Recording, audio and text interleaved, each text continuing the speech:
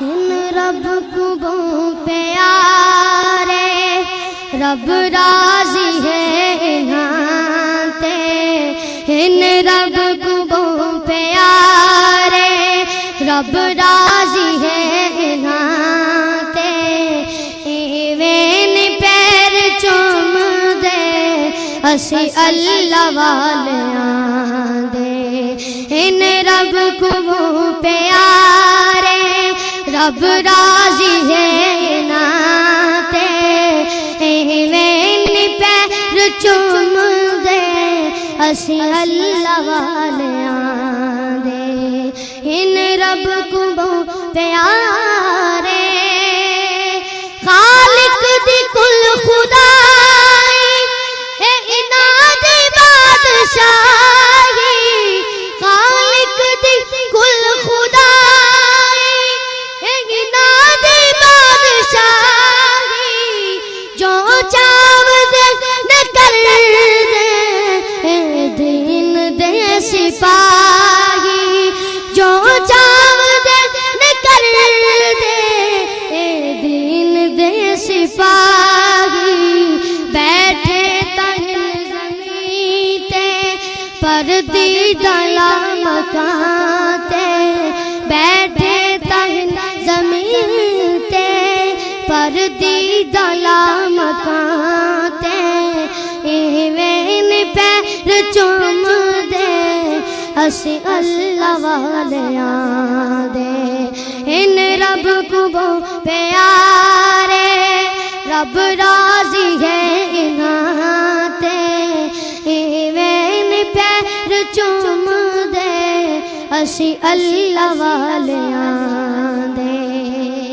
چومن دی ریت ساکو جبریل نے سکھائی چومن دی ریت ساکو جبریل نے سکھائی جبریل پیر چومے مدنی کو جاگ آئی جبریل پیر چومے مدنی کو جاگ آئی چومن جے کر گناہ ونج پت ویلا گناہ تے ایویں پیر چوم دے اسی اللہ والیاں ان رب کو بہت پیارے رب راضی ہے انہاں تے ان رب کو بہت پیارے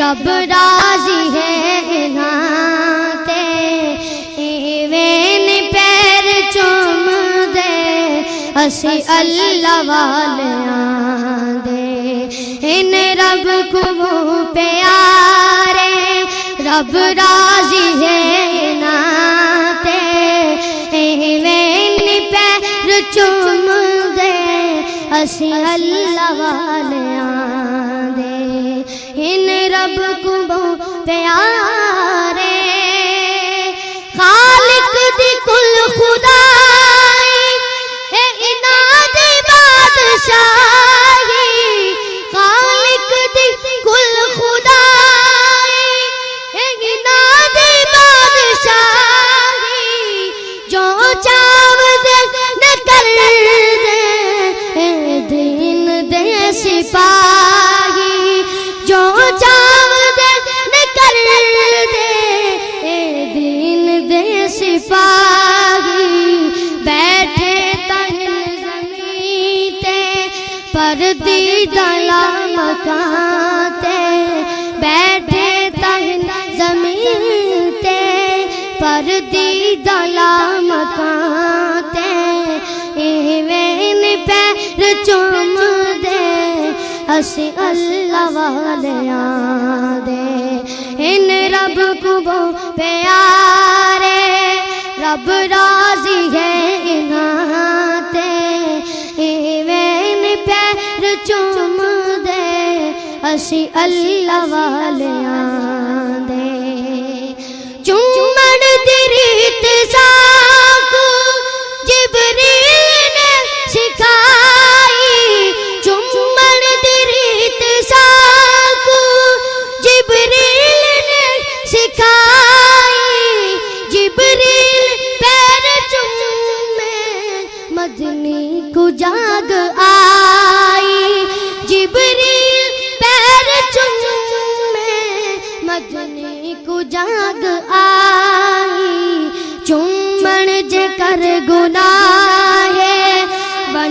جت ویلا تے ایویں پیر چوم دے اسی اللہ والیاں ان رب کو بہت پیارے رب راضی ہے انہاں تے ان رب کو بہت پیارے رب راضی ہے انہاں تے ایویں پیر چوم دے اسی اللہ والیاں دے ان رب کو بہت پیارے رب راضی ہے انہاں تے ایویں پیر چوم دے اسی اللہ والیاں دے ان رب کو بہت پیارے خالق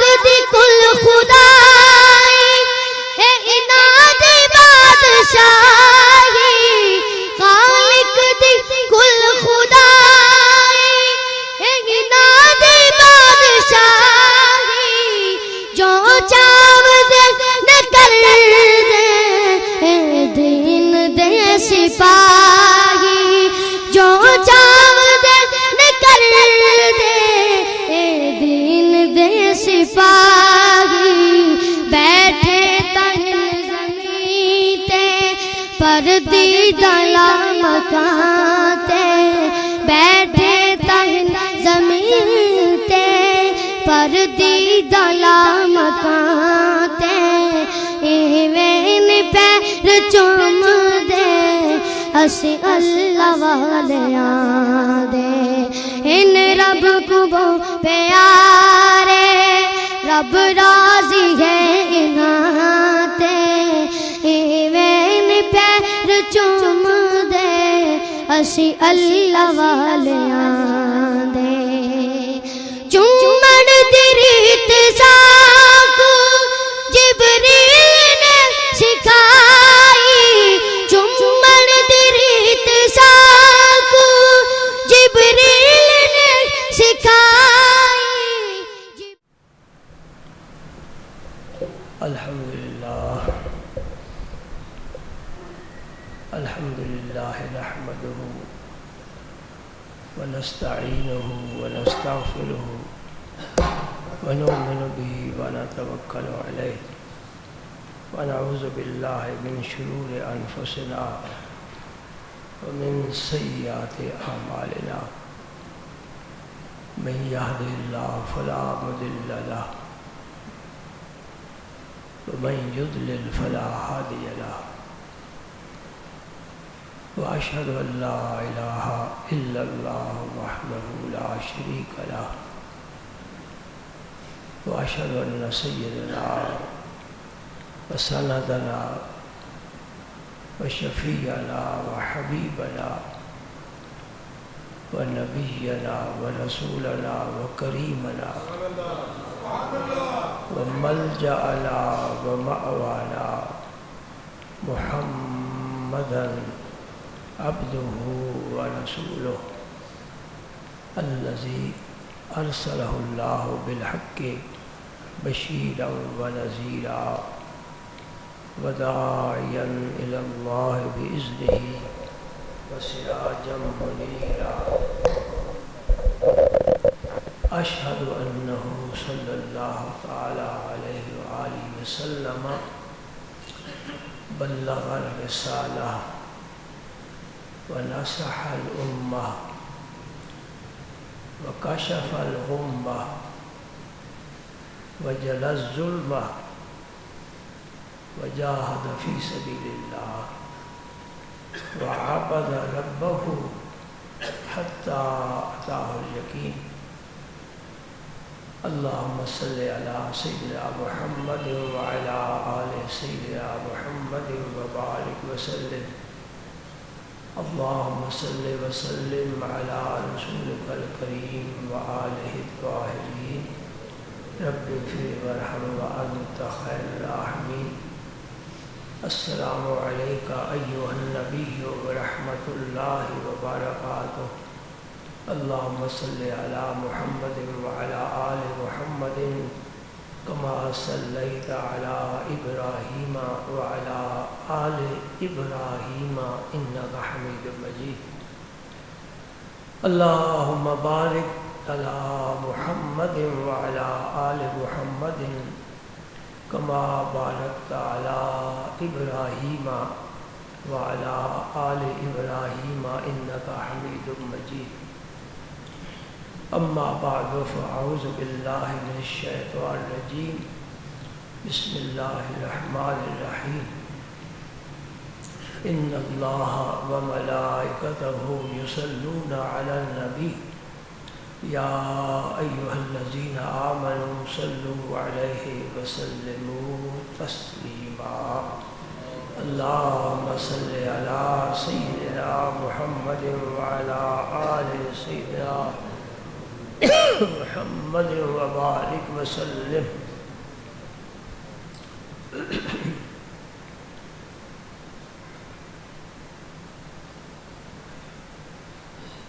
قرآن پاک میں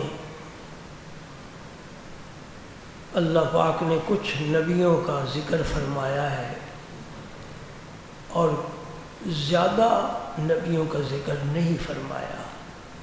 کیا حکمت ہے اللہ تعالیٰ بہتر جانتے ہیں. گنتی کے پیغمبر ہیں جن کا قرآن پاک میں ذکر آیا ہے. قرآن پاک کی کچھ صورتیں بھی ایسی ہیں جو اللہ نے اپنے نبیوں کے نام کی طرف منسوب فرمائی ہیں اور وہ 5-7 صورتوں سے زیادہ نہیں ہیں. پہلی صورت یونس ہے، دوسری ہود ہے، تیسری یوسف ہے. حضرت ابراہیم علیہ السلام کے نام مبارک کی طرف بھی نسبت فرما کر سورہ ابراہیم جس کا نمبر 14 ہے. ایک سورت محمد ہے صلی اللہ علیہ وسلم. ایک سورت کا نام ہے سورہ لقمان. حضرت لقمان کی حکمت اور دانائی یہ تو مشہور ہے، لیکن ان کی نبوت پر علماء کا اتفاق نہیں ہے. بعض کہتے ہیں کہ یہ مرد دانا تھے، حکمت کی باتیں کیا کرتے تھے. قرآن پاک نے ذکر فرمایا ہے جو حضرت لقمان نے اپنے بیٹے کو وصیتیں فرمائی. بہت عمدہ وصیتیں ہیں اور کچھ علماء کا خیال ہے کہ یہ بھی نبی تھے. باہر کے 5-7 صرف صورتیں ہیں جو اللہ نے اپنے نبیوں کے اس مبارک کی طرف منسوب فرمائی ہیں. ان میں ایک صورت ابراہیم بھی ہے. ہاں صورت نوح بھی ہے، کیونکہ نوح علیہ السلام کو آدم ثانی کہا جاتا ہے. یہ دوسرے آدم ہیں. جو آدم علیہ السلام ہیں جن کو فرشتوں نے سجدہ کیا، جنہیں رب نے فرمایا انی جاعل فی الارض خلیفہ، ان سے جتنی نسل چلی، اولاد چلی، طوفان نوح میں رب نے سب کو مٹا کر رکھ دیا. صرف وہ گنتی کے افراد بچے جو نوح علیہ السلام کے ساتھ کشتی پر سوار تھے. پھر جب کشتی کنارے لگی، اللہ کا غضب ٹھنڈا ہوا، تو پھر ان کی اولاد سے اس وقت ساری دنیا میں جتنے انسان ہیں یہ نوح علیہ السلام کے اور ان کے ساتھیوں کی اولاد ہے جو کشتی پر سوار ہوئے. اس لیے حضرت نوح کو آدم ثانی کا، یعنی یہ دوسرے آدم ہے. اور ہر نبی کا دین ایک رہا ہے. دین سے مراد اصول ہے، مذہب اس سے مراد فروعات ہے، جس میں عبادات بھی ہیں، اعمال اور معاملات بھی ہیں. دین کا معنی کیا ہے کہ اللہ ایک ہے، شرک نہیں کرنا، اس کا کوئی شریک نہیں ہے. ہر نبی نے اپنی امت کو، اپنی قوم کو یہی دعوت دی ہے. نوح علیہ السلام نے بھی اپنی قوم کو یہی دعوت دی اور اس طرف ہی بلایا کہ بتوں کی پوجا چھوڑ دو، یہ تم نے اپنے ہاتھوں سے گھڑے ہیں، ان کو توڑا بھی جا سکتا ہے، ٹوٹتے بھی رہتے ہیں. اور وہ معبود نہیں ہو سکتا جو اپنے وجود میں مخلوق کا محتاج ہو. خالق کسی کا محتاج نہیں ہوتا. اللہ الصمد کا معنی بھی یہی ہے کہ وہ بے نیاز ہے، کسی کا محتاج نہیں. حتیٰ کہ اگر ساری دنیا اس کا نام لینا چھوڑ دے، اس کی شان میں، سلطنت میں کوئی کمی نہیں آئے گی.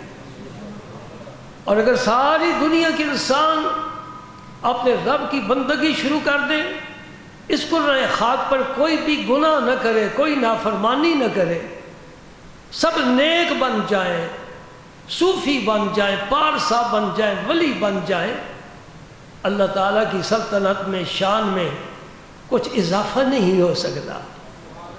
وہ ازل سے ہے ابد تک، اور ابد کی ہمیں خبر نہیں. حی قیوم ہے. اللہ پاک نے قرآن پاک میں فرمایا، اس وقت میں سورہ صافات کھول کر بیٹھا ہوں. ابراہیم علیہ السلام کا مختلف صورتوں میں ذکر آیا ہے، اور یہ بڑی پیاری بات ہے. رب نے جہاں بھی ذکر کیا ابراہیم علیہ السلام کا، تعریف ہی فرمائی ہے. جی تعریف ہی فرمائی ہے. غلام اپنے مالک کی تعریف کرے، اس کا حق ہے، لیکن مالک کو کیا ضرورت ہے کہ اپنے غلام کی تعریف کرے؟ اس سے معلوم ہوتا ہے کہ بندہ اللہ پاک کی عنایت اور اس کے کرم اور اس کے فضل سے اتنا اللہ کے قریب ہو چکا ہے کہ رب اس کی تعریف فرماتا ہے. تو سورہ صافات میں اس کا ذکر آیا ہے. ابراہیم علیہ السلام نے بھی اپنی قوم کو دعوت دی. ان کے والد کا نام آزر ہے. اذ قال ابراہیم لابیہ آزر، جب ابراہیم علیہ السلام نے اپنے باپ آزر سے کہا، وہ آزر جو تھا وہ بت تراش تھا، بت بناتا تھا. میں اللہ کی شان سے بڑا حیران ہوتا ہوں، مولا کریم تیری مخلوق میں کوئی بت شکن ہے اور کوئی بت فروش ہے. کوئی بت بنا کر بیچتا ہے، اور کسی کو تو نے قوت بازو ایسی عطا فرمائی وہ بتوں کو توڑتا ہے. کعبے کے ارد گرد 360 بت تھے، اور سارا مکہ نہیں پورا عرب ان کی عبادت اور پوجا کیا کرتا تھا. وہ کسی نے بنائے، انہیں معبود بنایا، ان کی شکلیں الگ ہیں، پتھر کی مورتیاں جہاں رکھی وہیں پڑی رہی. مکھی بیٹھ جائے وہ نہیں اڑا سکتی، مکھی بیٹھ جائے وہ نہیں. جو رب کسی کا معبود اتنا عاجز ہے کہ اس سے کوئی چیز چھین کر لے جائے، وہ اپنا تحفظ نہ کر سکے، اس کو سجدہ کرنے کا کیا معنی ہے؟ میرا مصطفیٰ آیا، اس نے کیا فرمایا؟ جاء الحق وزهق الباطل ان الباطل کان زہوقا. بتوں کو توڑ کر رکھ دیا، اور آج دن تک بلکہ قیامت تک انشاءاللہ کعبہ معظمہ کے قریب بھی بت کوئی نہیں جائے گا. تو کچھ بت فروش ہوتے ہیں اور کچھ بت شکن ہوتے ہیں. ہاں آپ یہ نہ سمجھیں کہ ہم تو بت فروش نہیں، کچھ ضمیر فروش بھی ہوتے ہیں، کچھ دین فروش ہوتے ہیں. جو اللہ تعالیٰ نعمت عطا فرمائے اس کی حفاظت مومن کا فرض ہے. ابراہیم علیہ السلام نے اپنے باپ سے کہا آزر سے. اس میں بھی اختلاف ہے. بعض علماء کہتے ہیں کہ آپ کا چچا تھا آزر، والد کا نام طارح ہے، اور بعض کہتے ہیں کہ نہیں، آزر ہی آپ کا والد تھا. یہ بات ہم علماء کے سپرد کرتے ہیں، وہی علماء کا کام ہے تحقیق کرنا. اس طرح کے اختلاف سے ہم پریشان نہیں ہوتے. ہاں جس اختلاف میں نفرت پیدا ہو جائے، کشیدگی پیدا ہو جائے، اس کو ہم پسند نہیں کرتے. علماء کا اختلاف زندہ ہی اختلاف کریں گے نا، مردے کبھی نہیں اختلاف کرتے. قبرستان میں جا کر دیکھ لو، ان میں کوئی اختلاف نہیں ہے. زندگی کی علامت ہے، علم کی علامت ہے تحقیق کرنا اور اپنا مسلک بیان کرنا. صحابہ کرام میں بھی مختلف مسائل پر بات چلتی تھی. مجتہدین ائمہ 4 امام فقہ کے، ان کے مسائل میں بھی تحقیق کی وجہ سے اختلاف ہے. کوئی رفع یدین کرتا ہے، کوئی نہیں کرتا. خون نکل جائے، کوئی کہتا ہے وضو ٹوٹ گیا، کوئی کہتا ہے نہیں ٹوٹتا. تو یہ اختلاف جو ہے اس کے متعلق حضور نے فرمایا اختلاف امتی رحمتن، یہ رحمت ہے، سہولت ہے تمہارے لیے، جس امام کی بھی پیروی کر لو، لیکن ایک کی پیروی رکھنا، یہ نہیں جدھر سہولت دیکھی اس امام کے پیچھے چلا گیا۔ ابراہیم علیہ السلام نے اپنے باپ کی آنکھوں میں آنکھیں ڈال کر کہا کہ یہ بتوں کی پوجا چھوڑ دے، یہ تمہیں کوئی نفع نہیں دے سکتے۔ یہ بھی روایات میں آتا ہے کہ آزر بت بنا کر ابراہیم علیہ السلام کو دیتا تھا، جاؤ بیچ کر آؤ، یہی ذریعہ معاش تھا۔ ابراہیم علیہ السلام کیا کرتے، بچپنا تھا، اس بت کی ٹانگ میں رسی باندھتے اور اسے گھسیٹ کر لے جاتے اور لوگوں کو کہتے بھائی کسی نے ایسا خدا خریدنا ہے جو نہ کسی کو نفع دے سکتا ہے نہ کسی کو نقصان دے سکتا ہے، اور شام کو توڑ کر واپس آ جاتے۔ آزر خود ان سے تنگ تھا، یہ باپ سے تنگ، باپ بیٹے سے تنگ، عقیدہ ایک ہو زندگی کا لطف آتا ہے۔ میاں بیوی کا اگر نظریہ ایک ہو تو زندگی کیا ہے، وہ مکان، وہ گھر جنت کا نقشہ پیش کرے گا۔ ہاں جی، اگر ایک بیوی کہتی میں نے اپنی بچی کو کالج میں بھیجنا ہے، باپ کہتے میں نے نہیں بھیجنا، اختلاف پیدا ہو گیا۔ میں نے بچے کو قرآن کا حافظ بنانا ہے، بیوی کہتے نہیں میں نے سکول پڑھانا ہے، اختلاف پیدا ہو گیا۔ یہ اختلاف تم نہیں شمار کرتے، مولویوں کے اختلاف کو بڑا اچھالتے ہو، مولوی اختلاف کرتے ہیں، تمہارے گھروں میں بھی تو اختلاف ہے نا۔ سبحان اللہ۔ باپ نے کہا بیٹا میں تجھے گھر سے نکال دوں گا۔ یہ آپ کی ابتدا ہو رہی ہے، اور کمال ہے، کوئی استاد نہیں تھا جس نے یہ سبق پڑھایا، کوئی مرشد نہیں جس کی صحبت میں ابراہیم علیہ السلام نے یہ فیض پایا، یہ میرے رب نے بچپن میں ہی اللہ پاک نے رشد اور ہدایت ابراہیم علیہ السلام کو عطا فرمائی۔ الحمدللہ ان کی زندگی کا ایک ایک عمل اور ان کے اٹھنے والا ہر قدم ملائکہ رشک کرتے ہیں کہ کیسا ابراہیم تھا۔ نبی پاک نے فرمایا ابراہیم کو دیکھنا ہو مجھے دیکھ لو، صورتاً بھی سیرتاً بھی ظاہراً بھی باطناً بھی ابراہیم علیہ السلام بھی نرم دل تھے، نرم دل تھے، عفو درگزر عادت تھی، سرکار بھی نرم دل تھے، عفو گزر عادت تھی۔ فرمایا مجھے دیکھ لو، عیسیٰ علیہ السلام کو دیکھنا ہے، عروہ بن مسعود ثقفی کو دیکھ لو۔ سبحان اللہ، رب کے حبیب نے دیکھے ہیں تو تبھی نقشے بتاتے نا۔ موسیٰ علیہ السلام کے بارے فرمایا کہ میں ان کو دیکھ رہا ہوں، ان کے بال سخت گجرالے ہیں، سخت گجرالے بال تھے موسیٰ۔ ایک قبیلہ شنوع، فرمایا شنوع قبیلے کے جو آدمی ہوتے ہیں نا یہ موسیٰ علیہ السلام کے ساتھ ملتے جلتے ہیں۔ یہ حلیے کون بتائے؟ جی ہم بتا سکتے نوح علیہ السلام کیسے تھے؟ نہیں۔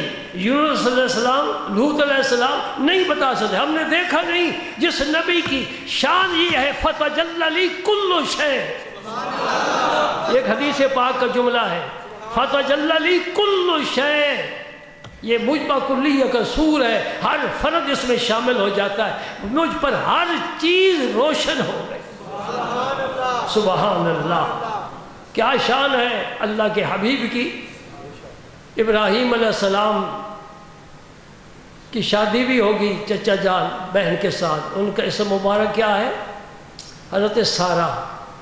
بڑا عرصہ اولاد نہیں ہوئی، قوم سے تنگ آ کے اللہ نے ہجرت کا حکم دیا۔ یہ سارا واقعہ عراق کا ہے، بابل کا۔ ابراہیم علیہ السلام کا اصلی وطن عراق ہے۔ آپ تو فرمائی ذاہب الی ربی سیہدین، میں آپ تو اللہ کی طرف ہجرت کرتا ہوں۔ آپ شام چلے گئے، شام سے مصر چلے گئے۔ رب نے حکم دیا خلیل اللہ میں اختصار سے کام لے رہا ہوں، وقت میں دیکھ رہا ہوں، مجمع بھی دیکھ رہا ہوں۔ جی پچھلے جمعے میں نے اشارہ کیا تھا نا، میں غیب نہیں جانتا لیکن مجھے لوگوں کے مزاج کا پتہ ہے۔ آج وہ گوشت کسی کو گھر سے نکلنے نہیں دے رہا، چاپے کھائیں گے، کباب بنائیں گے۔ ہاں اللہ نے رزق دیا ہے، کھانا چاہیے، کھاؤ خوب کھاؤ لیکن اسے حلال کرو کھا کر۔ کیا مطلب ہے؟ یہ جلال پور شریف آپ نے نام سنا ہوگا، ضلع جیلم میں پیر سیال کے خلیفہ ہیں پیر حیدر شاہ صاحب جلال پوری، ان کی اولاد میں سے پیر فضل شاہ صاحب رحمۃ اللہ علیہ بڑے شان کے پیر ہوئے ہیں، عالم بھی بڑے تھے اور حسین بھی بڑے تھے، اور لباس بہترین پہنتے تھے، اور صبح و شام مرغ، دیسی مرغ کھایا کرتے تھے، چسکے کے طور پر نہیں، ہم کھانا چسکے کے طور پر کھاتے ہیں۔ ان پر فالج گرا تھا، حکیموں نے انہیں مشورہ دیا تھا کہ یہ گرم ہوتا ہے، آپ مرغ کھایا کریں۔ تو آپ اٹھ کر خود نہیں چل سکتے تھے، بات کرتے تھے، ان کا خادم تھا خاص، وہ سمجھتا تھا، کوئی اور نہیں سمجھتا تھا، وہ بتاتا تھا کہ آپ یہ فرما رہے ہیں، میں نے زیارت کی ہے، صحبت میں بیٹھا ہوں۔ ہاں، اب لوگ ڈھونڈتے ہیں، ہم نے درجنوں ولیوں کی زیارت کی ہے، ان کی صحبت سے فیض پایا ہے، ان سے مسافے کیے ہیں، ان کے ساتھ کھانے کھائے ہیں، ان سے دعائیں لی ہیں۔ ہمیں رب نے بڑی نعمتیں عطا فرما دی، ہم رب سے بڑے خوش ہیں، بائی پاس کرایا تب بھی بڑے خوش ہیں، تم بائی پاس سے گزر جاؤ تم بھی ہم خوش ہیں۔ اور گجرات والوں میرا اشارہ سمجھ رہے ہو؟ میں نے بائی پاس کرایا، سرجری کرائی، میں خوش تھا، اس لیے خوش تھا، اور سب کو کہتا ہوں بڑی بھی تکلیف آئے اللہ کی حمد ادا کرو، اے اللہ تیرا ہر حال میں شکر ہے، اس لیے اس سے بھی بڑی تکلیف آ سکتی ہے۔ تھوڑی تکلیف آئی، بائی پاس سے بھی بڑی تکلیف آ سکتی، کینسر ہو سکتا ہے، اس کا تو کوئی علاج ہی نہیں۔ اچھا، میں پیر فضل شاہ صاحب کی بات کرتا ہوں، الحمدللہ پاک لوگوں کی زیارتیں کی ہیں، کیسے نم چہرے تھے آپ کے۔ تو صبح و شام دیسی مرغ کھانے والا پیر، جب نماز کا وقت ہوتا اللہ پاک کی طرف سے کرنٹ آتی، قوت پیدا ہوتی، خود کھڑے ہو جاتے اور جماعت خود کراتے، اور قرآن پاک کی قرأت کی آواز دور تک جاتی، لفظ بلفظ سمجھ آتا تھا۔ اور آپ فرمایا کرتے تھے کہ مرغ کھاؤ، اس کو حلال کرو۔ لوگ پوچھتے ہیں حضور حلال کرنے کا کیا مطلب ہے؟ لوگ تو حلال کر کے کھاتے ہیں، آپ فرماتے ہو کھا کر حلال کرو، یہ مسئلہ نیا نہیں ہے، حلال کر کے کھانا اور کھا کر پھر حلال کرنا۔ فرماتے سے مرغ کھاؤ اور پوری رات بستر کے قریب نہ جاؤ۔ لطف آیا نا مرغ کھانے کا۔ یہ پیر یوں ہی ٹانگیں کھینچ کر معدے میں نہیں ڈالتے، کچھ کام کرتے ہیں۔ آج کی پیروں کی میں بات نہیں کرتا، یہ پیر زادے ہیں، پیر چلے گئے۔ ہم نے آخری قافلے کے افراد بھی دیکھے، چلے گئے، لجپال چلے گئے، کریم چلے گئے۔ یہ پیروں کی اولاد ہے، ان کی ہم کوئی بات نہیں کرتے۔ وہ پیر تھے، کھاتے بھی تھے، رب کا شکر بھی ادا کرتے تھے اور کھلاتے بھی تھے، کھاتے بھی تھے کھلاتے بھی تھے۔ مجھے بات کرنا، نعرے نہ لگا، وقت بڑا تھوڑا ہے۔ ابراہیم علیہ السلام کو رب نے حکم دیا، وہ چلے گئے اور پہلے بچے کو چھوڑ کر آئے تھے نا،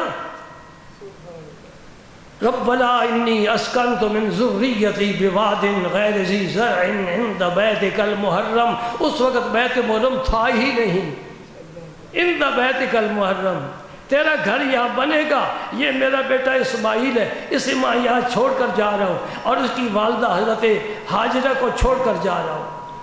ایک غلط فہمی کے ازالہ نہ کر دوں، مفید رہے گا۔ یہ واقعی آپ نے سنا ہوا ہے، ہم تو کستوری کی ڈبیاں کھول کر نئی خوشبو لے رہے ہیں، جتنی دفعہ کھولو نئی خوشبو آتی ہے۔ یہ واقعی آپ نے سنے ہوئے کس طرح ابراہیم علیہ السلام نے اپنے بیٹے کی قربانی دی۔ موقع تھا تو عرض کرنا میں ضروری سمجھتا ہوں۔ لوگ کہتے ہیں، خاص طور پر یہودی کہتے ہیں کہ حضرت اسماعیل علیہ السلام ایک لونڈی کی اولاد میں سے ہیں، یعنی حضرت حاجرہ۔ یہ مصر کے بادشاہ نے حضرت ابراہیم علیہ السلام کی زوجہ محترمہ حضرت سارہ کو تحفۃً پیش کی تھی، کہتے ہیں یہ لونڈی تھی۔ میں پہلا سوال تو یہ کرتا ہوں کہ یہ غلام اور لونڈیاں بنتی کیسے ہیں؟ کوئی ان کا خاص خاندان نہیں ہوتا؟ جب مسلمان دشمن پر حملہ کرتا ہے اور اسے شکست دیتا ہے اور وہ پھر بھاگتا ہے اور سامان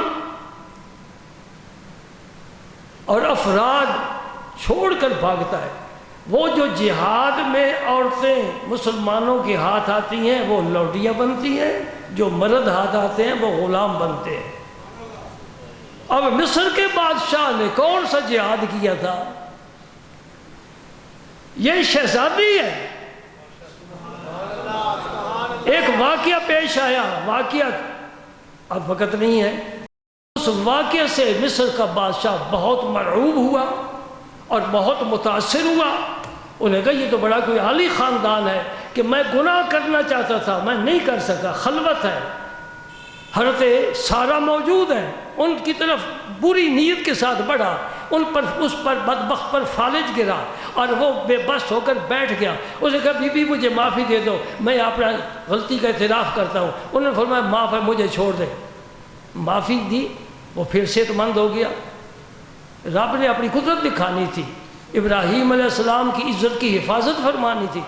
3 دفعہ ایسا واقعہ ہوا، وہ گناہ نہ کر سکا، کرنا چاہتا تھا کر نہ سکا، متاثر اور مرعوب ہو کر اس نے اجازت دے دی، لے جاؤ یہ پتنی جن ہے کون ہے، لے جاؤ جلدی لے جاؤ. اور حضرت سارہ کو اپنی شہزادی بیٹی اس نے تحفتاً دی ہے، یہ اس کی اولاد میں سے اسماعیل علیہ السلام. اور بالفرض دوسرے نمبر پر یہ بات کہنا چاہتا ہوں، لونڈی کا بیٹا ہونا یہ کوئی عیب والی بات نہیں ہے. میرے پاک پیغمبر صلی اللہ علیہ وسلم کے 3 صاحبزادے حضرت خدیجۃ الکبریٰ رضی اللہ تعالی عنہ کے بطن مبارک سے، اور ایک صاحبزادے جن کا نام بھی حضور نے ابراہیم ہی رکھا تھا، وہ حضرت ماریہ قبطیہ کے بطن سے ہیں. اور حضرت ماریہ قبطیہ یہ لونڈی تھی، تو لونڈی کی اولاد ہونا یہ کوئی عیب نہیں ہے. لاہور میں ایک بہت بڑے عالم گزرے ہیں، سویرے میں اس کا ذکر کر رہا تھا، بہت بڑے عالم گزرے ہیں جنہوں نے اپنی صحبت میں ضیاء الحق کو بٹھا کر اس کے اندر تھوڑا دین پہنچایا. تب ضیاء الحق نے باقی تمام حکمرانوں سے بڑھ کر اور ہٹ کر اسلام کا کچھ نہ کچھ نام لیتا رہا، نحمدہ و نصلی علی رسول کریم پر. اور کیا نام ہے، ٹیلی ویژن پر اذان کی آواز بھی سننے کو آتی تھی. اور کہتے ہیں جو لڑکیاں خبریں سناتی تھی ان پر دوپٹہ بھی ہوتا تھا. اور بہت سی مسجدیں بھی ہم نے خاص طور پر اسٹیشنوں پر مسجد بھی بنی دیکھی، اور بہت سے لوگوں کو حج اور عمرے پر بھی جاتے دیکھا. یہ ضیاء الحق کا فیض تھا، لیکن دین نافذ نہیں کر سکا. بات یہ کرنا چاہتا ہوں، لاہور میں اتنا بڑا چوٹی کا عالم ایک سکھ کا بیٹا تھا، مولانا احمد علی لاہوری مشہور ہے، باپ سکھ تھا. رب نے بیٹے کو ہدایت دے دی، ہدایت کے ساتھ ساتھ علم عطا فرما دیا. علم کے ساتھ ساتھ اس کے لیے ایسے مواقع فراہم کر دیے کہ اس نے دین کی خوب خدمت کی ہے. بڑے بڑے لوگ اس نے تیار کیے اپنے درس میں. بلکہ اس بات سے ہم ہٹ کر آگے چلتے ہیں. ابراہیم علیہ السلام نے رب سے دعا مانگی، رب ہب لی من الصالحین. بے اولاد کو یہی دعا مانگنی چاہیے، اور کوئی بھی رب صرف بیٹا نہ مانگے، سوال کرے تو کہے مولا کریم نیک فرزند عطا کر. صرف بیٹا نہ دینا، صرف بیٹے تو عذاب جاں بن جاتے ہیں، وبال جاں بن جاتے ہیں. اے اللہ بیٹا عطا فرما، ہو فرما بردار، ہو نیک، تیرا بھی اور والدین کا بھی فرما بردار ہو. رب ہب لی من الصالحین. یہ دیکھو قرآن پاک کیا فرماتا ہے. اللہ پاک فرماتے ہیں کہ ابراہیم علیہ السلام کی دعا کو قبول فرما لیا. فبشرناہ بغلام حلیم. ہم نے اسے خوشخبری سنا دی، حلم والا، بردبار بیٹا. تو حلم بچپن میں تو ہوتا ہی نہیں، حلم تو جا کر اس وقت ہوگا جب بچہ جوان ہوگا. تو ساتھ یہ بھی بشارت سنا دی، بیٹا دوں گا عمر والا ہوگا، جوانی کا حد کو پہنچے گا تب ہی حلیم کہلائے گا نا. اس میں یہ اشارہ ہے. فبشرناہ بغلام حلیم. کیسا بیٹا حلیم تھا؟ سبحان اللہ. انی ارا فی المنام انی اذبحک فانظر ماذا تری. بیٹا میں نے خواب دیکھا ہے، میں خواب میں تجھے ذبح کر رہا ہوں، تیری کیا رائے؟ اللہ کا حکم ہے، بیٹے سے رائے کیوں لی؟ یہ حقوق العباد کی حفاظت ہے. بیٹے کا حق ہے، اس میں اسے ذبح کرنا ہے، اس کا حق ہے. اس کی رائے لے کر، اور مجھے یقین ہے کہ بیٹا میری رائے اور میرے رب کے حکم کے درمیان کوئی حائل نہیں ہوگا. کہے گا یا ابت افعل ما تؤمر. ابا جی رب نے جو حکم دیا کر گزرو. جہاں تک تمہارے بیٹے کا تعلق ہے، ستجدنی انشاء اللہ من الصابرین. انشاءاللہ اس بچے کا عقیدہ دیکھو، اس بچے کو باپ کی کیسی صحبت ملی، کیسی گود ملی، کیسا دودھ پایا، کیسے ماحول میں پرورش پائی کہ آج اس بچپن میں کہہ رہا ہے ستاجدنی انشاءاللہ من الصابرین، اے میرے ابا جی میں انشاءاللہ صبر کر کے دکھاؤں گا۔ 13 سال عمر تھی، فلما بالغ معه السعی، مفسرین نے لکھا ہے یہ سعی کی جو عمر تھی یہ 13 سال کی، ابھی اسحاق علیہ السلام نہیں پیدا ہوئے، یہودی نے ذبی اسحاق علیہ السلام کو بنا دیا ہے، اسماعیل علیہ السلام ہی ذبی ہے، چھری لے لی۔ اختصار مقصود ہے، مینا میں چلے گئے جہاں اس سال پھر حادثہ پیش آیا، 600-700 آدمی، لواحقین کے لیے تو یہ صدمے کی بات ہوتی ہے، لیکن جو شہید ہوئے ان کے لیے خوشی کی بات ہے، اس لیے کہ قیامت کو اٹھیں گے احرام کی حالت میں اٹھیں گے، سبحان اللہ، احرام کی حالت میں اٹھیں گے اور سیدھا جنت میں جائیں گے۔ یہ رب کا کرم ہوتا ہے، جسے شہادت ملتی ہے اللہ پاک کا کرم ہوتا ہے۔ حضرت خالد بن ولید سے پوچھو، ساری زندگی جہاد کیے اور بستر مرگ پر آخری پیغام آیا، وہ حسرتیں لے کر گئے اور جو دعائیں کرتے تھے، یا اللہ ہمیں شہادت نصیب فرمانا، ہم واپس نہیں جانا چاہتے۔ ایک صحابی شہید ہوئے نا میدان میں، اچانک ایک واقعہ آ گیا، تو نام مجھے یاد نہیں ہے، احد کے میدان میں ان کے جسم مبارک کو اونٹ پر جب رکھ کر مدینہ پاک لانا چاہتے تھے، اونٹ نہیں اٹھتا تھا اور دوسری طرف رخ کرتے تھے تو اونٹ اٹھ کر چلتا تھا۔ حضور نے صحابہ سے پوچھا کہ ان کے گھر والوں سے پوچھو، یہ گھر سے جب یہ رخصت ہوا تھا جہاد کے لیے، میدان میں جانے کے لیے تلوار سنبھالی تھی، اس وقت کیا دعا مانگی تھی؟ گھر سے نکلو دعا کر کے نکلو۔ ہر مسلمان کو چاہیے حضور کی وہ دعا یاد کرے، جب آپ سفر پر تشریف لے جاتے تھے دعا مانگ کر جاتے تھے، سفر سکون سے خیریت سے گزرتا ہے۔ چلو حضور کی سنت پر نہ عمل کرو، اپنی خیریت کی تو ہر آدمی کی ضرورت ہوتی ہے نا، دعا یاد کیا کرو، یہ دعائیں برکت والی ہوتی ہے۔ گھر والوں سے پوچھا، انہوں نے کہا جب یہ جہاد کے لیے گھر سے نکلے تو دعا مانگی، یا اللہ مجھے پھر واپس گھر نہ لانا۔ شہادت ہے مقصود و مطلوب مومن، شہادت ہے مقصود و مطلوب مومن، نہ مال غنیمت نہ کشور کشائی۔ ہم پتہ نہیں کس دنیا میں رہتے ہیں، سبحان اللہ۔ وہ دعا ایسی قبول ہوئی کہ ان کا جسم مبارک اونٹ پر رکھنے کے باوجود اب اونٹ بھی ادھر مدینہ پاک کی طرف نہیں جاتا، مجھے یہی دفن کرو، مجھے واپس گھر نہ لے جاؤ، میں دعا مانگ کر آیا ہوں، مجھے گھر نہ لے جاؤ۔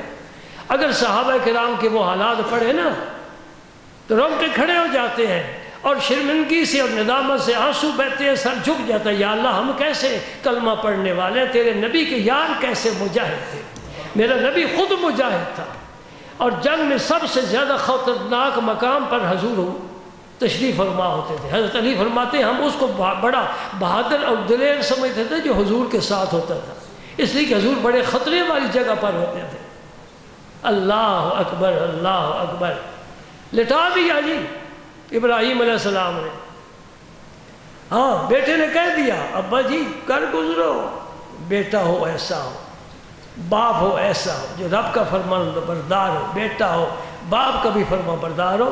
ہاں جی یہ خواب آیا ہے نا، جبریل تو نہیں آ کر پیغام لائے، بخاری شریف کے الفاظ ہیں، بڑے خوبصورت کلمات طیبات ہیں، روی الانبیاء وحی، نبیوں کا خواب بھی وہی ہوتا ہے، اس لیے فرمایا ما تؤمر، جس کا تمہیں حکم دیا گیا ہے، کیونکہ یہ اللہ کا امر ہے، خواب صرف نہیں۔ ہمارا خواب خیال ہے، آلو کھا لیں، چنے کی دال کھا لیں تو خواب الٹے سیدھے آئیں گے، رزق حلال ہو تو پھر خواب میں کچھ اور نظر آئے گا۔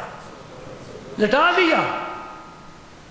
روایات میں آتا ہے کہ حضرت اسماعیل علیہ السلام نے عرض کیا ابا حضور مجھے یوں سیدھا نہ لٹانا، ایسا نہ ہو کہ میری اور عام کی نظریں ملیں اور اللہ کے حکم میں کوئی ہم سے سستی ہو جائے۔ فلما اسلم، اسلام کا معنی الانقیاد، گردن نہادن، فلما اسلما، جب دونوں ہی مطیع ہو گئے، رب کہہ رہا ہے ابراہیم بھی مطیع ہو گیا، اس کا بیٹا بھی مطیع ہو گیا، وَتَلَّهُ لِلْجَبِينِ، بعض کہتے ہیں یہ جبین پیشانی، اس کے بال لٹایا، بعض کہتے ہیں اسے پیشانی کہتے ہیں جبہہ، یہ دائیں اور بائیں دو جبینیں ہوتی ہیں، اس کا معنی بعض نے یہ کیا پہلو کے بال، یہ جبین، یہ جبین بال کر سیدھا نہیں لٹایا۔ اور ابراہیم علیہ السلام پوری طرح تیار ہو کے اس بڑھاپے میں جب بیٹا ملا ہے اور اب جوانی کی طرف وہ جا رہا ہے، بڑھاپے کا سہارا ہے، آنکھوں کا تارا ہے، اللہ کا حکم ہے، لٹا دیا، اور چھری پہلے سے تیار تھی، چھری چلا دی، چھری نہیں کاٹتی، آگ نہیں جلاتی، پانی پیاس نہیں بجھاتا، اللہ کا امر بجھاتا ہے، اللہ کا امر جلاتا ہے۔ ابراہیم علیہ السلام کو آگ نے کیوں نہیں جلایا؟ یا نار کونی بردم وسلام علی ابراہیم، نہیں چاہا، چھری چل گئی، آواز آئی قد صدقت الرؤیا انا کذالک نجزی المحسنین، ابراہیم بس کر، تو نے اپنا خواب سچا کر دکھایا، جو تو نے کرنا تھا کر گزرا، ہم تجھ سے راضی ہیں۔ وَفَدَيْنَاهُ بِذِبْحٍ عَظِيمٍ، دمبا آ گیا آسمان سے جو جنت میں چرتا رہا، وہاں سے رب نے دمبا بھیجا جبریل علیہ السلام کو دے کر، جاؤ تم لے جاؤ، اسماعیل کے بدلے یہ ذبح کرے۔ خواب سچا ہو گیا، بندے نے جو کرنا تھا کر لیا، رب کو منانا تھا منا لیا۔ پسرے خلیل کی سیکھ ادا، جو ہے ذبح ہونے کی آزرو، چھری رکے تو رکے، نہ سرکنے پائے تیرا گلو، سبق دے گیا کہ تو بھی ابراہیم کے فرزند کی طرح یہ سبق یاد کر کہ چھری رکے تو الگ بات ہے، تیری گردن آگے پیچھے نہیں ہونی چاہیے، اور جو گردن اللہ کے حضور جھکنے سے ہی قاصر اور عاجز ہے، کیا اس سے یہ توقع کی سکتی ہے کہ اتنے بڑے امتحان کے لیے تیار ہو سکے؟ نہیں، اس لیے پھر پیغمبروں کو رب شان بھی نرالی دیتا ہے۔ مثلیت کا دعویٰ یہ غلط ہے، سینہ زوری ہے، کم فہمی ہے، مطالعے کی کمزوری ہے، نبیوں کی عظمت کا جو قائل نہیں سمجھتا ان کے مقام کو۔ مثلیت کا دعویٰ وہ کرے گا اس لیے کہ نبی نبی ہے، امتی ہے، امام مقتدی برابر نہیں، پیر مرید برابر نہیں، باپ بیٹا برابر، استاد شاگرد برابر نہیں، نبی امتی کیسے برابر ہو جائے؟ جس کے پسینے سے خوشبو آئے، جس کے پسینے پاک سے خوشبو آئے، اور جس کے بول و براز کو زمین نگل جائے اور خوشبو ہو بیت الخلاء میں، سبحان اللہ، جس کے وجود باوجود کا سایہ نہ ہو، کون مثلی ہے؟ جس کے پاس جبریل آتا ہے، جو رب سے ہم کلام ہوتا ہے، کون اس کی مثل؟ جی لم یات نظیروں کا فی نظر مثلے تو نہ شد پیدا جانا۔ حضرت حسان کا ایک شعر بھی سن لو، وہ فرماتے ما رأیتو ولا سمعتو بمثلہ فی الناس کلہم بمثل محمد صلی اللہ علیہ وسلم، نہ میں نے دیکھا ہے اور نہ ہی میں نے کوئی سنا ہے جو میرے نبی جیسا ہو۔ یہ حضرت حسان فرماتے ہیں۔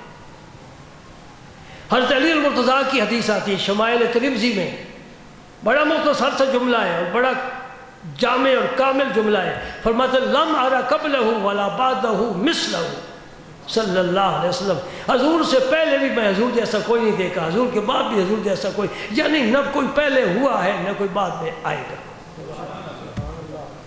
متنبی شاعر گزرا ہے، متنبی اس کو کہتے ہیں جو نبی نہ ہو اور نبوت کا دعویٰ کرے۔ یہ نبی نہیں تھا اس نے نبوت کا دعویٰ، اس کا دیوان ہے اور بڑا مشہور دیوان ہے، درس نظامی میں پڑھایا جاتا ہے۔ یہ بادشاہوں کی تعریف کرتا تھا، پیٹ بھرتا تھا۔ اس نے ایک شعر لکھا ہے، میں نے دیکھا یہ شعر کسی بھی بادشاہ پر صادق نہیں آتا، دنیا کے کسی انسان پر صادق نہیں آتا، یہ صرف میرے نبی پاک کی شان ہے۔ کہتے مزت الدہور وما اتینا بمثلہ ولقد اتا فعجزنا عن نظرائی، زمانے گزر گئے، رسول پاک جیسا کوئی نہ آ سکا، کوئی نہ دکھا سکا، کوئی مثال نہیں، کوئی مثال نہیں میرے نبی کی۔ آخری بات یہاں ختم ہوتی ہے، وہ جو دمبا آیا اور حضرت اسماعیل کی جگہ اس کو ذبح کیا گیا، اب میرے پاک نبی نے ملت ابراہیمی کو رواج دینے کے لیے واتبع ملت ابراہیم حنیفا، میرے حبیب ملت ابراہیمی کو رواج دو، اس کی موافقت فرماؤ۔ تو آپ نے پھر قربانی فرمائی اور پوری امت کے لیے یہ ابراہیم علیہ السلام کا طریقہ رائج فرمایا۔ صحابہ نے پوچھا یا رسول اللہ یہ قربانی کیا ہے؟ فرمایا تمہارے باپ ابراہیم علیہ السلام کی سنت ہے۔ صحابہ نے عرض کی یا رسول اللہ اس میں ہمارا پھر کیا ہے؟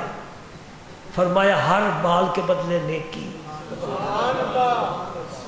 تو فرمایا عرض کرتے ہیں صحابہ جو سوف والے جانور ہیں، بھیڑ ہے، دمبا ہے، اس میں بھی بال ہو، فرمایا ہر بال کے بدلے نیکی، کوئی گن کر دکھائے تو صحیح۔ اور جس کو اللہ پاک نے 30 سال 40 سال عطا مہلت عطا فرمائی ہے، ہر سال وہ قربانی کرتا ہے جی، اور پھر اس کی قربانیوں کے بال شمار کرو، نیکیاں کہاں پہنچتی ہے؟ سبحان اللہ۔ حضور نے فرمایا سمنوا متاعکم، سمنوا ضحایاکم فانھا علی الصراط متاعکم، ان قربانیوں کو خوب موٹا کرو، موٹا کرو، اس لیے کہ پل صراط پر یہ تمہاری سواریاں بنیں گی، وہ ساری اکٹھیاں ہو کر اس قربانی دینے والے کو اٹھا کر جنت میں لے جائیں گی، نہ دوزخ کو خبر ہوگی نہ پل صراط کو خبر ہوگی۔ اچھا دوستو، چلتے چلتے میں اپنی مجلس میں تو بات کرتا رہتا ہوں، آپ تک بھی میں پہنچا دینا چاہتا ہوں۔ ہم کھاتے پیتے ہیں، کماتے ہیں اللہ کے فضل سے، بینک میں بھی ہمارا ٹھیک ٹھاک، ٹھیک ٹھاک، اور بینک کا بھی ہم کیا کرتے ہیں؟ اس کھاتے میں پیسہ رکھتے ہیں جہاں بڑھتا رہے، بڑھتا رہے، سود کا نام نہیں نہ لیتا، جہاں سود ملے۔ اور یاد رکھو قرآن کہتا ہے سود لینے والا ہو، دینے والا ہو، سودی کاروبار کرنا ہو، اللہ تعالیٰ فرماتا ہے میں اس کے خلاف اعلان جنگ کرتا ہوں۔ ہے کوئی رب سے جنگ کرے؟ اللہ بچائے۔ حلال کھانا چاہیے، اپنی اولاد کو حلال کھلانا چاہیے، سود سے بچو، رشوت سے بچو، غیر کے مال سے بچو، اللہ تعالیٰ بچائے، حفاظت فرمائے۔ سبحان اللہ۔ نبی پاک صلی اللہ علیہ وسلم نے فقر کی زندگی پسند فرمائی۔ آپ کا فقر اضطراری نہیں، اختیاری ہے، خوشی سے۔ ہاں بھائی میرے اللہ، جبریل نے پیش کیا نا، اللہ نے بھیجا، نبی سے پوچھ تو نبی بادشاہ بننا چاہتا ہے یا نبی عبد بننا چاہتا ہے؟ سبحان اللہ، یہ اختیار دیا جائے نا۔ کسی پیر زادے کو وزیر بننا چاہتا ہے کہ جی شام سے پہلے بناؤ، جھنڈے والی گاڑی مجھے دے دو۔ آئے ہائے آئے ہائے، ضمیر کدھر گیا تیرا؟ تیرا باپ کدھر گیا؟ اس کا مشن کدھر گیا؟ اس کا کردار کدھر گیا؟ تو کیا ہے؟ اپنے آپ کو پہچانا ہی نہیں، ولی اللہ کی اولاد میں سے ہے۔ تیرا کام ہے مصلی پر سجدوں پر سجدے کرنا، رب سے معافی مانگنا اور امت کی خیریت بھلائی چاہنا، تیرا یہ کام تھا، تو کہاں چلا گیا؟ مجھے بڑا دکھ ہوتا ہے دوستو، بڑا دکھ ہوتا ہے۔ جس کو رب نے علم دیا ہے وہ کیا جانے یہ گاڑیاں جھنڈے والی کیا ہوتی ہیں، وزیر کیا ہوتے ہیں اور شزیر کیا ہوتے ہیں۔ علم دیا رب نے، قرآن دیا، حدیث دی، اس سے بڑھ کر بھی کوئی نعمت ہو سکتی ہے؟ اس کے بعد ایک نعمت ہے جس کی تمنا ہر عالم کرتا ہے، میں تو علماء کا خادم ہوں، میں کرتا ہوں یا اللہ آخری وقت کلمہ نصیب ہو جائے، اور کچھ نہیں چاہیے ہمیں، کچھ نہیں مانگتا شاہوں سے یہ شہدا تیرا، اس کی دولت ہے فقط نقش کف پا تیرا۔ نبی کا نقش کف پا مل جائے ہم بڑے مسرور ہیں، ہم بڑے راضی ہیں، ہمیں کیا ضرورت ہے ان چیزوں کی۔ میں یہ عرض کرنا چاہتا ہوں میرے پاک پیغمبر بھوک کی وجہ سے بعض دفعہ شکم مبارک پر پتھر بھی باندھا کرتے تھے۔ ام المومنین عائشہ صدیقہ فرماتی ہیں کہ ہمارے گھر میں چولہا 2 وقت کبھی نہیں گرم ہوا، کئی مہینے گزر جاتے تھے۔ اسودین پانی، کھجور، اس کو عرب اسودین کہتے ہیں، یہ ہماری خوراک ہوتی تھی، کبھی کھجور بھی نہیں ملتی تھی۔ بڑی ہمت ہے، بڑی ہمت ہے عائشہ صدیقہ، تیرے قدموں کی خاک میری آنکھ کا سرما ہے، تو نے میرے نبی کے ساتھ کتنے ہی ساتھ دیا ہے، لیکن ایسی صورتحال کے باوجود بھی جب حضور نے حضور نے حج فرمایا نا، آخری حج جسے حجۃ الوداع کہتے ہیں، ایک ہی حج فرمایا، تو مینا کے میدان میں قربانی کی جاتی ہے۔ آپ کے علم میں ہوگا میرے نبی پاک نے بھی قربانی کی ہے، کتنی دمبے ذبح کیے ہیں۔ دمبے کی کیا حیثیت ہے؟ وہ جو شکم مبارک پر پتھر باندھا کرتے تھے، فاقے کے ساتھ زندگی گزارا کرتے تھے، جن کا فقر پر ناز تھا، 100 اونٹ میرے رسول پاک نے قربان کیے۔ 100 اونٹ پورے پاکستان کے، پھر سارا ملک انہوں نے اپنے گھر رکھا ہوا ہے۔ کتنی قربانی دی تو نے؟ مسئلہ بھی سن لو، جن بیویاں پیچھے ہیں اس مسئلے میں، مرد قربانی دے لیتے، گھر میں قربانی ہو جائے بس ٹھیک ہے، فریج بھی بھر گیا، ہانڈی بھی پک گئی، کھا بھی لیا، بچ بھی گیا، پڑوسیوں کو بھی دے لیا۔ جن بیویوں کو پاس زیور آئے ان پر بھی قربانی واجب ہے، نہیں دے گی تو گناہگار ہو۔ اتنی جرت کر سکتے ہو کہ گھر یہ مسئلہ لے جاؤ؟ جرت کر سکتے ہو؟ کرو، بے شک دروازے میں کھڑے ہو کر ہی مسئلہ بتا دینا۔ عورت شوہر کو چھوڑ سکتی ہے، گھر چھوڑ سکتی ہے، زیور نہیں چھوڑ سکتی۔ یہ زیور ضروریات اصلیہ میں سے نہیں ہے، گھر میں اس کا ہونا ضروری ہو ایسا نہیں۔ 100 اونٹ قربان کیے میرے پاک نبی نے۔ اور دوسری بات بھی میں بتاتا ہوں، میری مجلس میں ایسی باتیں ہوتی ہیں، جو آتا ہے کچھ نہ کچھ لے کر جاتا ہے، جو نہیں آتا پھر اس کی مرضی۔ بھر کر کسی نہ کسی کے پاس ضرور جایا کرو، اچھے اچھے لوگ ملے، صالح پرہیزگار، جن کی توجہ، جن کا ذوق آخرت کی طرف ہو، آخرت کی فکر ہو۔ نعت خانوں کی نعت سنیے نا، سانو ڈر نہیں روز حشر دا، ایک نعت خان پڑھتا ہے، سانو ڈر نہیں روز حشر دا۔ میں کہ نبی یہی تو ڈرانے کے لیے آئے ہیں، تو کہاں سے آ گیا؟ تجھے ڈر ہی نہیں روز حشر کا؟ افراتفری، نبی کہتے ہیں نفسی نفسی نفسی نفسی، یا اللہ مجھے معاف فرما، مجھے۔ تو کہتا ہے نعت خان ہو کر مجھے سانو ڈر نہیں روز حشر دا، ساڑا تو ہی وکیل تے جج ہیں۔ کیسی نعتیں آ گئی، سبحان اللہ۔ ایک وہ نعت ہے مدینہ پاک کی، کیا فرماتے؟ الصبح بدا من طلعته واللیل دجا من وفرته۔ کاش عربی جانتے ہوتے تمہیں لطف آتا۔ الصبح بدا من طلعته، صبح کہاں سے پھوٹتی ہے؟ تیرے رخ زیبا سے۔ واللیل دجا من وفرته، زلفیں بڑھ جائیں، وہ کنڈل کھا جائیں، یہ تیری رات نکلتی ہے۔ کیا فرماتے ہیں؟ بات لمبی نہیں ہو رہی، کیا فرماتے ہیں؟ عارض چے عارض، فارسی میں یہ جو رخسار ہے نا ان کو عارض کہتے ہیں، یہ گیسو کہلاتے ہیں۔ عارض چے عارض، گیسو چے گیسو، صبح چے صبح، شام چے شام۔ اب میں نے اپنا دیوان کھول لیا ہے، سناتا جاؤں۔ سبحان اللہ، میرے نبی کی شان ہے، میرے نبی کی شان ہے، سبحان اللہ۔ یہ اس نعت کا جو حضرت حسان نے پیش کی پہلا مصرع ہے، اسے مطلع کہتے ہیں، آخری کو مقطع کہتے ہیں۔ مقطع سن لو، فَمُحَمَّدُنَا هُوَ سَيِّدُنَا۔ اس سید کے لفظ میں میرے نبی کی ساری شانیں سمٹ کر آ جاتی ہیں۔ انا سید ولد آدم یوم القیامہ، میری سیادت کا اظہار، میری سرداری کا اظہار قیامت کے دن ہوگا۔ یہ بات میں تمہیں سنا کر اٹھوں گا۔ فمحمدنا، یہ ہمارے محمد ہیں۔ اس اضافت میں بڑی محبت ہے، اس اضافت میں بڑا عشق ہے، بڑی لذت ہے، بڑا ذوق ہے۔ فمحمدنا، یہ ہمارے ہیں، ہم ان کے ہیں۔ فمحمدنا هو سیدنا، وہی ہمارے سید ہیں، وہی ہمارے۔ فالعز لنا لإجابته، ہم ان کی بات مانیں گے تو ہمیں اللہ عزت عطا فرمائے گا۔ یہ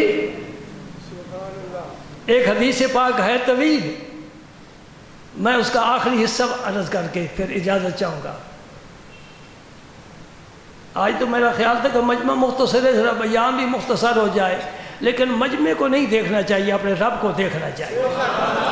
رب، ہاں، ایسے مجمعوں میں فرشتے آتے ہیں، نیک جنات آتے ہیں، ملائکہ ذکر سننے کے لیے آتے ہیں، جہاں مجمع پاک لوگوں کے ہونا۔ ہاں ماشاء اللہ۔ ایک طویل حدیث ہے، اللہ تعالیٰ نے حضور کو 3 دعائیں مانگنے کی اجازت فرمائی۔ میرے حبیب 3 دعائیں مانگ لو، جو مانگو ہم عطا کریں۔ یہ پیار محبت کے موقع آتے ہیں نا، مانگو، کیا مانگتے ہو؟ کیا مانگی؟ 2 دعائیں، اللہ مغفر لامتی، اللہ مغفر لامتی۔ اے اللہ، ایک ہی دعا کا تکرار ہے نا، اور وہ امت کے لیے ہے۔ اے اللہ میری امت کے صغیرہ معاف فرما، اے اللہ میری امت کے کبیرہ معاف فرما۔ بس، تیسری دعا نہیں مانگی۔ اجازت تھی 3 دعائیں مانگو۔ یا رسول اللہ تیسری دعا کیوں نہیں مانگی؟ فرمایا تیسری دعا کو میں نے قیامت کے لیے مؤخر کر دیا ہے، اس دن مانگوں گا۔ سبحان اللہ۔ ایسا پیارا نبی ملا جس نے اپنی زندگی امت کے نام، سبحان اللہ، ہر کام امت کی بہتری کا۔ اچھا وہ الفاظ سنو، وہ کلمات سنو، قیامت کے دن کے لیے آخری کلمات طیبات حدیث پاک کے ختم ہو رہی ہے۔ فرمایا یرغب الی الخلق کلہم حتی ابراہیم۔ یہ یرغب، اس کا صلہ کبھی عن آتا ہے، کبھی الی آتا ہے۔ ومن یرغب عن ملت ابراہیم الا من صفی النفس۔ یہاں عن آیا ہے، اگر عن آ جائے نا اس کے بعد، اس کا معنی بے رغبتی کرنا۔ بے وقوف ہوگا وہ آدمی جو ملت ابراہیمی سے بے رغبی برتے، کسی اور ملت کا پابند ہو جائے۔ یا عن آیا، اگر اس کا صلہ الی آ جائے نا، اس کا معنی ہے رغبت کرنا، کسی کی طرف متوجہ ہونا۔ فرمایا میں نے وہ تیسری دعا قیامت کے لیے چھوڑی ہے، وہ کیسا دن ہے؟ یرغب الی الخلق کلہم، یہ تاکید لفظی ہے۔